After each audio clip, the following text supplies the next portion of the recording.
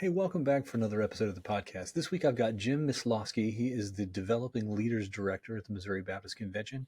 We're going to talk through some challenges that pastors face regarding recruitment of volunteers and, in a way, getting out of your own way to be able to lead well. Welcome back to the Speak Life podcast.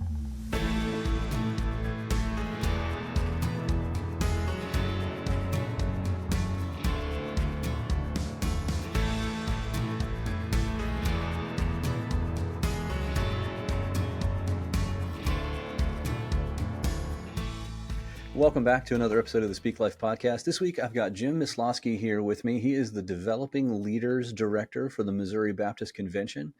Jim, welcome. Thanks for joining me today. Yeah, thanks for being a part of this. What a privilege. Oh, absolutely. My pleasure, my privilege. I'm glad to do it.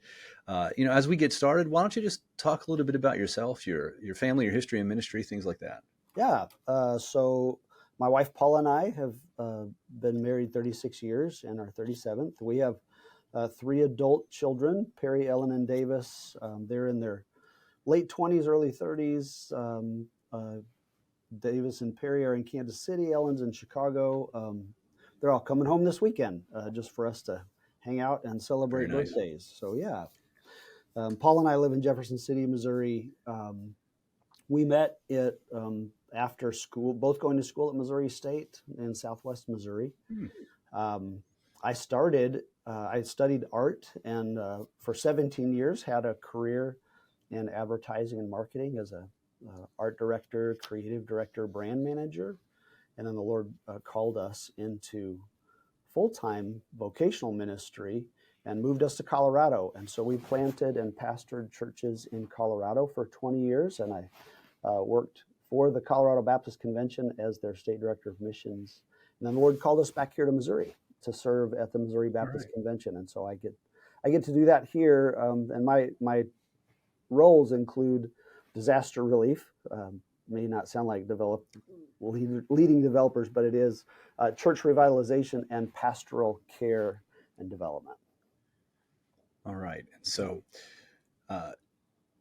it strikes me as we talk about, disaster relief. That is a place where it's very much a volunteer led. And that it sounds like that's one of the things that we're going to get to talk about as we as we transition into kind of those core questions that we typically ask. What are the top 2 to 3 greatest challenges you've seen or experienced in your history and connected to ministry? Yeah.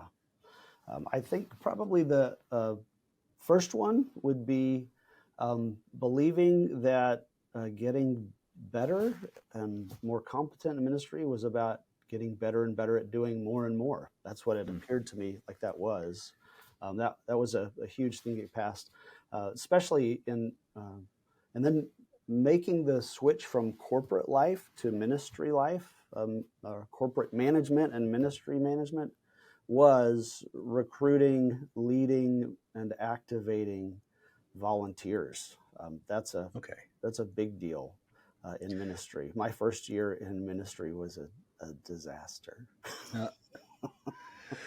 Okay, and so it sounds like maybe tied to those two kind of issues, because it totally makes sense to me.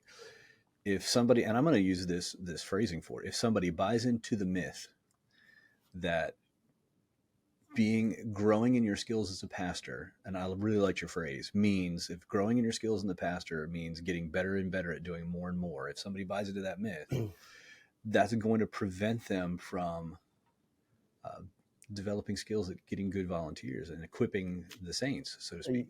Right. So talk a little bit about that first one you mentioned, getting better and better at doing more and more, the myth that goes along with that.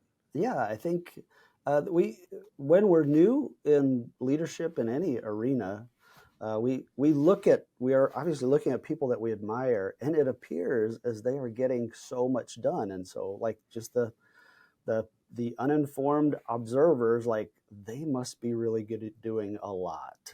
They must be really good. And so you fall into this, I got to get better and better at doing more and more. And you focus on your executive skills, your management, and especially for people who aren't good at those things, it can be draining and frustrating and fatiguing, like just exhausting.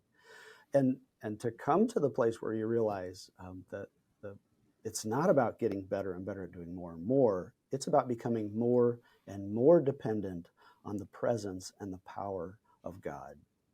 Because he's a God that's here. This is his deal. He cares more about it than I or you do. He's holding on to it tighter than you and I ever could, right? And so leaning into the belief and not doubting that, like, he's not here, that he's actually here, he's engaged. He says from the beginning of the Bible to the end, his name is Emmanuel, right? That means the God who's with us. He says when he gives us the Great Commission, lo, I am with you always until the end of the ages. He is here and he's present, and he wants to make much of himself and fill his people with joy. That's a huge shift to make mentally in that. Yeah. Well, and even as you say that, what occurs to me is that the idea of getting better and better at doing more and more, we're serving a God who is perfect at doing all of it. Mm-hmm. And the method he uses to accomplish the spreading of the gospel is to use us. Right. People Right. who So, are signed on to the mission. right. And so this is I think the thing that, and then we move into becoming radically right. The first is becoming radically dependent on the presence and power of God. The Yeah. second is becoming radically interdependent on the people that he's placed around us. Because all of us, so there's a book titled Lead Like Jesus. Ken Blanchard writes it. Lots of people have read it. Mm-hmm. It's a great book. I am not criticizing the book at all, but there is a deadly assumption in that statement, lead like Jesus. And it's the same deadly assumption that's in that statement, what would Jesus do? Right? We know those, but you think about those. The deadly assumption is that Jesus isn't here. He's seated on his throne. He's watching, and he's counting on us, right? Like this, the mission success depends on us. That is not a biblical idea. The Lord is not counting on us. If you read the Bible, especially the Old Testament, the big message is we screw everything up. Like, over and over and over again. and the Lord is wise enough. And so what I talk about to new leaders and young leaders is you need to learn to lead, let Jesus lead. Like he will teach you to be more like him, but I will never be able to lead the way Jesus did. Right? He's amazing. And this isn't about how good I get at this. This is about how well he does this, right? His word to us is, come to me, you who are weary and heavy laden, and I will give you rest. Take up my yoke, for my yoke is easy. And what he would, if like he flushed that out, amplified, he said, the enemy of your soul has put a yoke on your shoulders. He's led you to believe that I am counting on you. He said, I'm not. I am carrying this. I'm the heavy lifter, and I have a yoke. My head's already in, and I got a hole here for your head, and I just want you to be here with me, right? That whole kind of shift in thinking is really critical in surviving leadership and ministry. So talk a little bit about the practical aspect of how that connects to working with volunteers, of not doing it all on your own. Because one of the things, so you and I had a chance to meet a couple of weeks ago, and we just got a chance to spend a few hours together and talk through a bunch of stuff. And one of the things that has stuck with me is the idea of the percentage of how many churches we have in this region, not just in Missouri, but even just kind of throughout the Midwest, that are bivocational churches that have maybe one staff member. That strikes me as the staff member for whom it's easiest to buy into. If I don't do it, it ain't going to happen. And so I have to get better and better at doing more and more. And so help me to think through, and let's just talk through how this ties in and what are the things that we can do to incorporate more volunteers to shift that mindset. Right. So there's two. Like number one, there's the internal pressure of the leader going, I gotta do this, and then there's the idea, from the people in the congregation that you're shepherding. That's like, hey, this is what we're paying you to do, right? Yeah. And especially in a bivocational situation, you have, I think a bivocational pastor has a better argument than a full time, right? Because he can say, hey, I got another job, and so do Yeah. you, right? And I'm doing this, and so you can do some extra stuff too, right? There's that. But here's I think there's two mindsets we have to address at this time when it comes to um, activating volunteers and recruiting and leading them. And that the first mindset is moving from a scarcity mindset to an abundance mindset, right? Hmm. So the scarcity mindset, um, it sees the limitations and lets limitations rule. I hear it all the time. Our church is too small. Our, like, I don't have any leaders. Like there's nobody here, right? And Yeah. the scarcity mindset has a few ideas like, um, I'm the only one that can do things right, right? There's this that you'll hear him say things like, "It's just easier for me to do this by myself than to get other people involved," right? Hmm. Um, and so that's scarcity lets the limitations that they see keep them from seeing the potential in the people that are with them.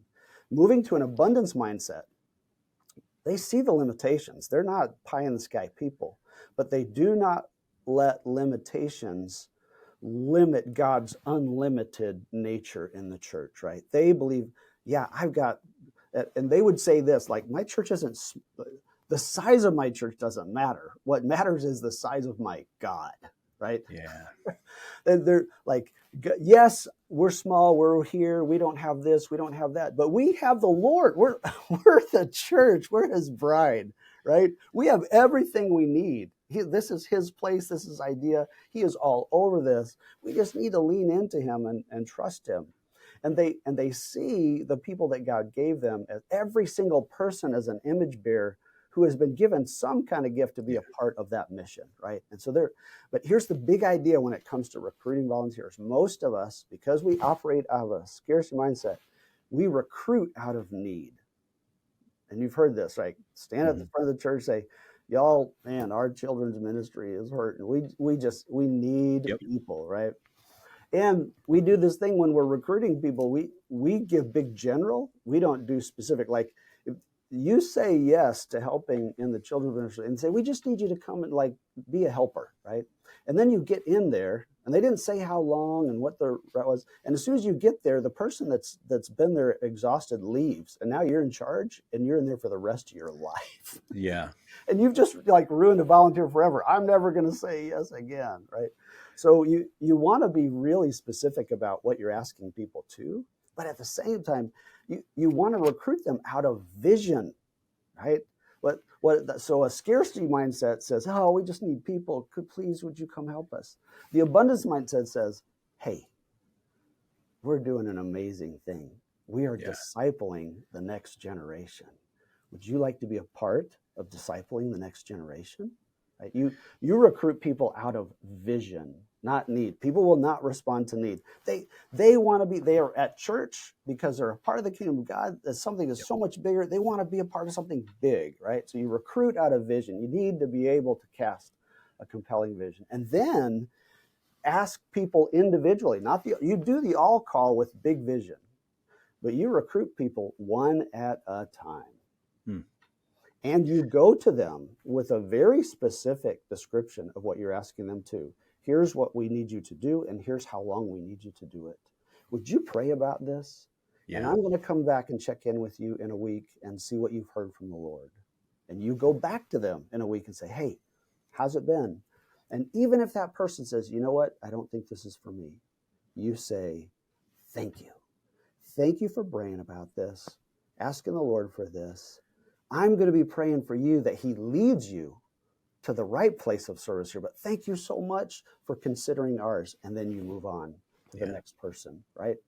There's some really practical things in there about recruiting and volunteers that we they're just not intuitive though, right? They're Yeah. counterintuitive. So there are a couple things that come to mind as I think through what you're describing there. One, I wonder how easy it is, and I'm backing all the way up to the idea of the the getting better at doing more and more, and how that ties into recruiting and activating volunteers. I wonder how easy it is to mislabel that, maybe for the pastor within himself, or maybe for an outsider looking in, as a pride kind of issue. Like, you just think you got to do it all. If I don't do it, it's not going to happen, and I need to be the one to do it because it's going to get done right. It's easy to view it as that, when in reality, maybe some of what it is, if we think of the scarcity mindset, an idea that it's really, I kind of want to say lack of faith. It's an idea of not recognizing the fullness of who God is and what He has. So It's totally not shifting to the abundance mindset. totally about faith and doubt, right? So Doubting that God is really interested in here and wants to move, yeah, right? and that God can do big things in our little church, if I use that kind of language. Right. So if you want to so the first idea, the radical dependence on the presence and power of God, if you want to cultivate that, what you have to cultivate is your worship relationship with the Lord. And here's what I mean. We think our main role in leadership is like being the smartest guy in the room, right? And getting everything done, like leading people, being competent and impressive, right? That is not our primary role. What we were created for is to be a lead worshiper, not a worship leader, but a lead worshiper. Our primary role is lead worshiper, and our responsibility in that role is abundant, joyful boasting in the Lord. And we have, like, this is why I ask guys, I go into churches all the time, and people are tired and exhausted, and I ask them, when is the last time you really enjoyed being with your King? Yeah. Are you enjoying Jesus? And like, in the middle of the what and the how, we just totally lost our joy in the Lord, right? And the chief end of man, what is the chief end of man? To glorify God and enjoy Him forever. When Paul says, rejoice in the Lord, again, I say rejoice. He's saying, re-find your joy in the Lord. Yeah. Re-find it. That's what rejoice means. Re-find your joy in the Lord. You've put you're leaning on other things to find your satisfaction, and you've forgotten what Jeremiah says. Be shocked, be appalled. My people have committed two evils. They have turned away from the fountain of living waters, and they have dug empty cisterns, broken cisterns that can't hold water, right? That's all Paul and Jeremiah are saying is, Jesus is our life, right? So it's just abiding in Christ in that. Recultivating that radical dependence is refinding our joy in the Lord and enjoying Him, being in His Word. Because you read His Word and you see what He does in the Old Testament and the New. You go, that's the same God. He can do anything here, and He wants to. So that kind of ties to the second thing I'm thinking of that I see in the big picture, where one of the things you mentioned earlier was the idea of how the church views the pastor. We're really talking about, in some of those instances, creating a culture shift in the church to this kind of view. It can't be just the pastor carrying this view of abundance. The congregation's got to have this abundance view, this abundance mindset as well. Here's the cool thing about that is in organizational leadership development, culture comes from the top down. Yep. Right? And so if the pastor exudes, if the leader exudes joyful, abundant boasting in the Lord, like, they're not worried about being an impressive person, because they're just always making much of the Lord. Like, that's, you look at John the Baptist, so joyful. His whole life was about pointing out Jesus. It literally says one day John was standing there and Jesus was walking by, and John just shouts out, "Behold, the Lamb of God who takes away the sins of the world," right? And two of his disciples, he was so joyful about this, two of his disciples left him and followed Jesus. Yeah. Right? Like, that culture comes from the top down. Now, development and growth comes from the bottom up. right? That's where we activate people. But the beautiful thing is that culture is something. A church has a culture that's been developed by the leaders, whether they were intentional about it or not. And so if there's a belief in the pastor that this is all on me and I got to do it, then everybody, that's the culture, right? It's kind of a tyrant culture. But if the pastor's culture is, you guys, this is the Lord's church. He loves us. He is like, he's doing, the fact that you're here worshiping on a Sunday is a miracle. Think about how many people in our town are laying in bed or sitting at the table, drinking coffee, reading the paper. You didn't come here because you're a good person. You came here to worship the Lord because he did a miracle in your life. And if we don't do anything today, we're going to celebrate the miracle. And it doesn't matter if there's 5 people there or 50 people there or 500. It doesn't matter who shows up. It matters who we showed up for, right? Yeah. And the amazing nature of our gracious, merciful God, right? It's that joy. It's refinding our joy in the Lord. And how amazing he is. But we take things for granted that we shouldn't take for granted. We take our salvation for granted.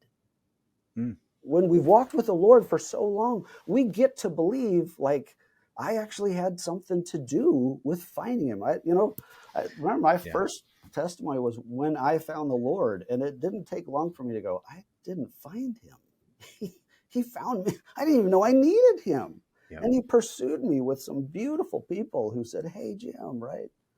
And so I think we take things for granted that shouldn't be taken for granted. And then everything gets that way. And we need some kind of amazing thing to get us fired up again. Yeah. When we think about that, just even think about the phrase like, I found Jesus. It's kind of like when I think of the idea for myself of, me finding my glasses. It's really like Jesus is the one who came in and turned the light on. They were there the whole time. Jesus was there the whole time. I found them means the darkness was lifted. The scales fell off the eyes. By the Lord, right? That's what it really boils down to. So here's part of what I'm wondering. I'm trying to imagine the pastor who's listening to this and hearing what you're talking about and heard you say earlier the idea of, it really becomes about I'm going back to the recruiting and leading and activating volunteers. Yeah. That happens out of vision. What if I'm a pastor who's just not good at vision casting? Mm-hmm. What do I do? So all of us are limited. That I think the first thing is to realize we are very small, limited, temporary people who don't have it all. We don't have, and the world tells us you've got what it takes. Well, I have what it takes because I have Jesus, and he's made me a certain way, right? And I gotta love the way he made me because I was his idea. He knit me in my mother's womb, and so I need to become really comfortable with what I do have and not what I don't have, right? Yeah. So really, really looking at yourself, and I don't think we get a lot of this. Look at yourself and be amazed at what the Lord did do when he knit you in your mother's womb. Like you are what you're supposed to be. Don't try to be something. You can grow and learn, but if you discover deficits, number one, just self-awareness is huge. Just say, you know what, that's not my strength. And the pastoral job, right? In the New Testament, there's 3 words for pastor: shepherd, pastor, bishop, and elder. And those are like 3 functions that a pastor, what I would say a pastoral team delivers to a congregation, right? So elder is the leadership function. Shepherding is that caring, feeding, loving the flock. And bishop is the administrative kind of thing. And all 3 of those aspects are a part of the multidimensional leadership that a church needs to make disciples, achieve the mission, right? No one pastor has all those. We did research. Yeah. Only 2% of pastors actually are good at all 3 of those. Right? And it was made to be done. We have multiple deacons, but we don't have multiple pastors, right? We got this deacon office that we say, oh, no one guy can do that. We need a bunch of them, right? The pastoral office is the same way. No one guy can do that. And so, and we say, well, we can't pay multiple pastors. Well, you don't pay deacons at all, and you expect them to do a lot of work. Why don't you expect? There are men who are called to be a shepherd pastor, and they'll do it for absolutely nothing when a pastor says, hey, I need help. Yep. And I think, and the best place to find it usually is in your deacon body, because your deacons are usually having this discussion about, hey, we need to get stuff done. Like, let's do stuff. And there's deacons that are like, we need to really care for people and check in on them and see how they're doing spiritually and pray with them, right? Very likely you have pastor deacons and deacons, right? Yeah. And that's often a very good place to sit with your deacons and start talking about the office of deacon and the office of pastor, right? And then understand what I would say. I know this is totally not biblical. I think it is biblical, but it doesn't say it. We say there's two offices in the church, pastor and deacon. I think there's three. It's pastor, deacon, and disciple. Because when you look like Acts chapter 6, verse 1 through 7, that passage starts with disciple making, it ends with disciple making. And in the middle, you see this amazing picture of leadership development among pastors and potential deacons, right?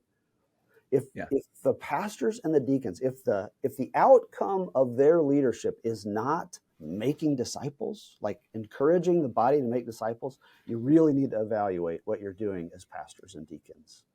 Okay. But this is a team sport, not an individual event. And so for the pastor that says, I don't know how to cast vision, I don't know how to do that, start praying to the Lord. Lean into your radical dependence on the Lord. Say, Lord, I am limited, but you made me this way. But this is your bride, and you've equipped us. Paul says he's given the church everything it needs. Start praying and looking for other men that the Lord might call in to become an assistant to you. Yeah. A pastoral assistant. And then maybe they'll fill in for you, right?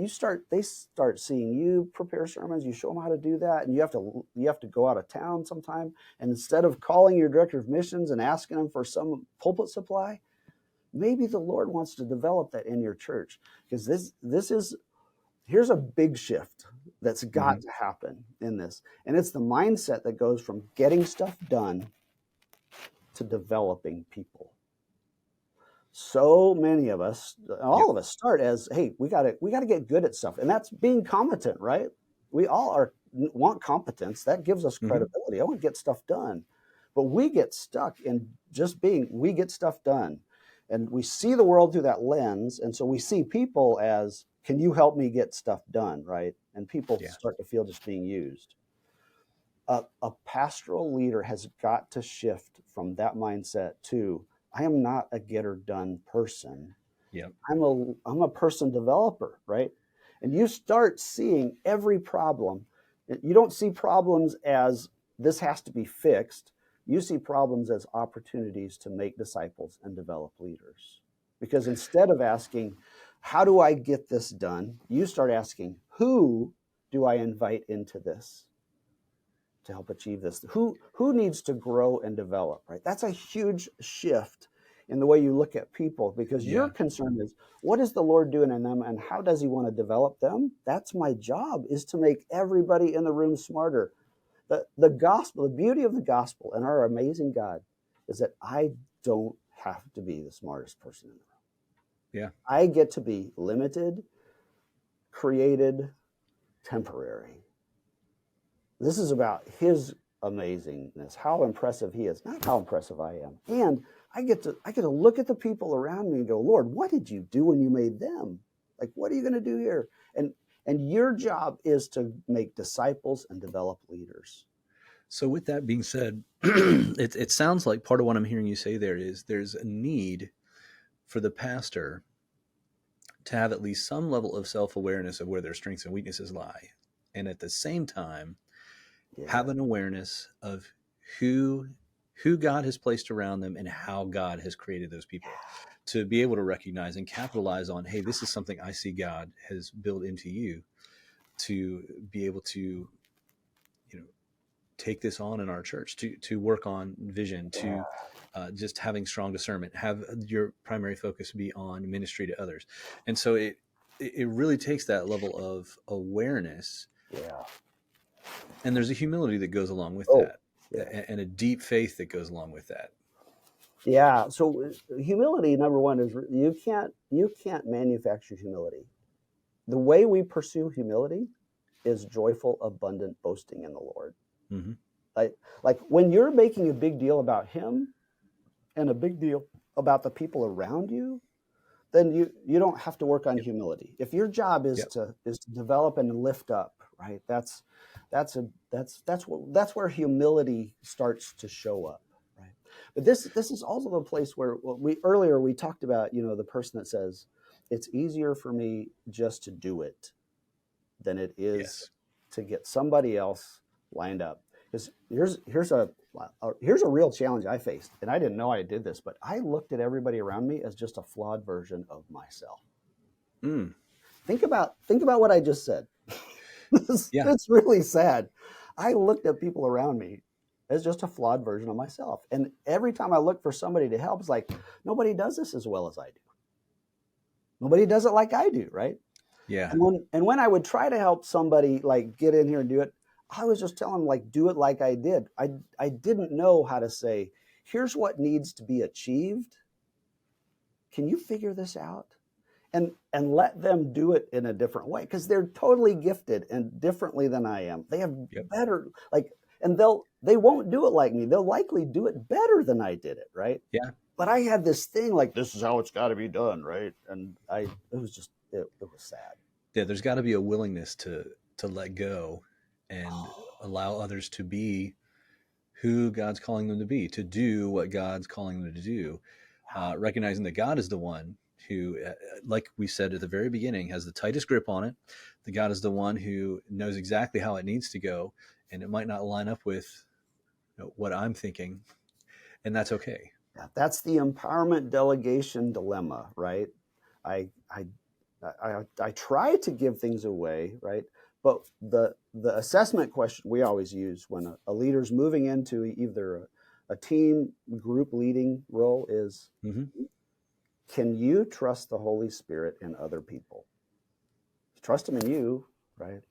Yeah. You trust that you can do this, but can you let go of control? That's what starting to lead teams and groups is about, learning to let go of control and trust the wisdom of other people, the Holy Spirit in other people. And man, if we're if we're like anxious or nervous, we won't be Yep. able to say here's what needs to be done. You decide how, and just like go for it. Yeah.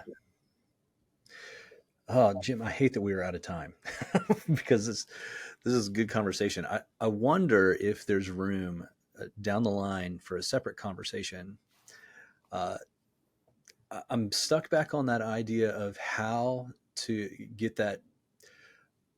I'm thinking about the person who's not as self-aware, who Mm-hmm. who doesn't have a good understanding of where their strengths are and where their weaknesses are.